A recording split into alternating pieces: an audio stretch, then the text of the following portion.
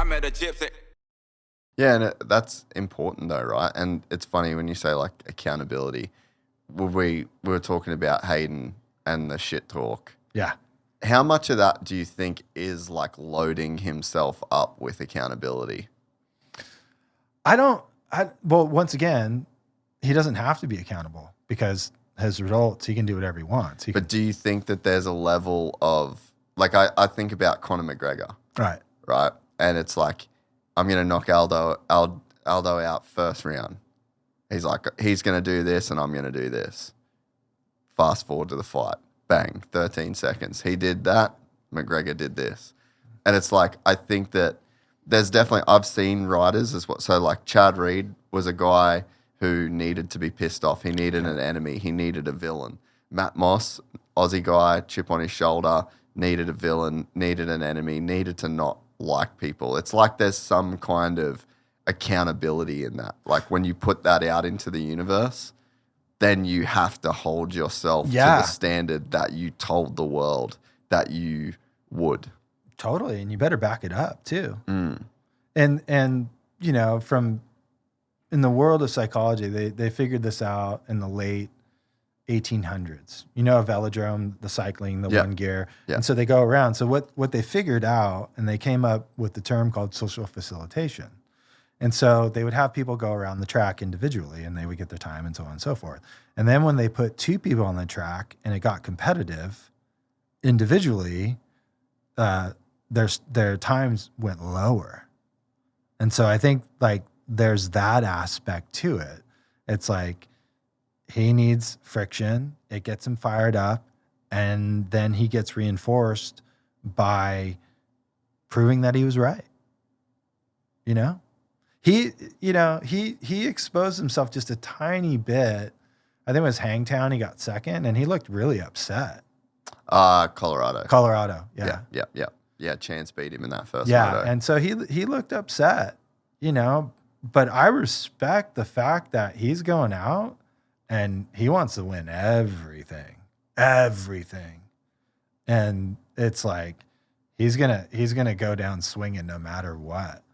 And, you know, people were so happy to see him lose and this, that, and that. I'm like, he still got second. What are we like, whoa, you got one up on Deegan, like scoreboard. No way. Yeah. But yeah, the personality, like you can break it down now. It's like some people feed off of that and then it's like they have to back it up, and that's accountability. Does he have one of the more interesting personalities in the sport? Do you think from your clinical perspective? Yeah, absolutely. What do you see? I see brash, I see aggression, I see hunger.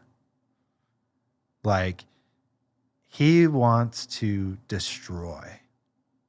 And now, you know, it's the interesting thing, and everyone's talking about it, and you know, I've heard you talk about it.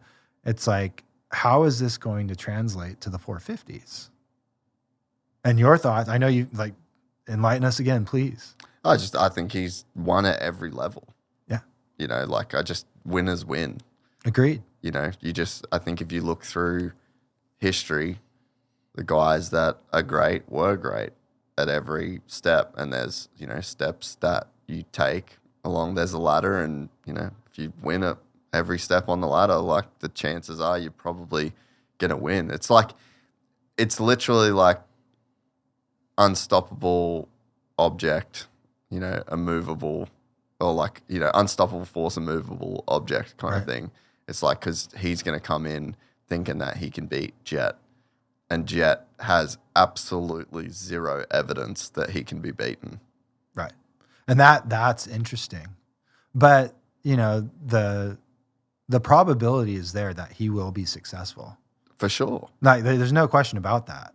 But then again, it's like, if I'm betting, you know, I'm going to bet on that. But there's so many other things that can happen in a race. And if he comes out and isn't podium and isn't winning and isn't beating Jet, people are going to write him off real quick. And it's like, no way. Don't do that. That's just going to fuel the guy. And I'd say there's a significantly high chance he's going to do very well, but I need to see it unfold in real time. I need the evidence. It's there. I mean, but you think about like all the college players that get drafted number 1 and they're like, oh, he's a bust. It's like bullshit. The guy got paid millions of dollars and he made it to like, he's less than 1% of the athletes in the world that can play at that level. Yeah. That's still success. Did he do it at that level like he wanted to? No. And no one's going to be more bummed out than him. And I hate when people write people off like that. Do you think that working with someone like you can help a guy like Deegan? Is it almost like when you've got that kind of mentality, you just wouldn't want to fuck with it? Like it's probably going to work for him.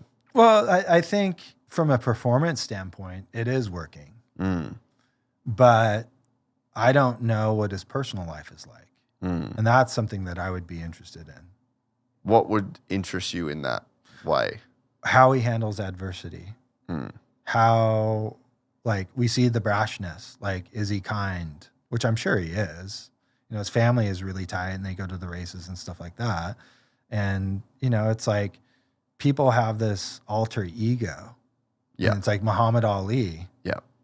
It's like he would, cameras on, he's lit up like a Christmas tree and he's chirping and just getting after it. But in his private life, he was a lot mellower than people even realize. And so it's like, I don't know if anyone's going to be able to get that access, but that's what I would be interested in. And it's like, how are you able to turn off Hayden, the athlete?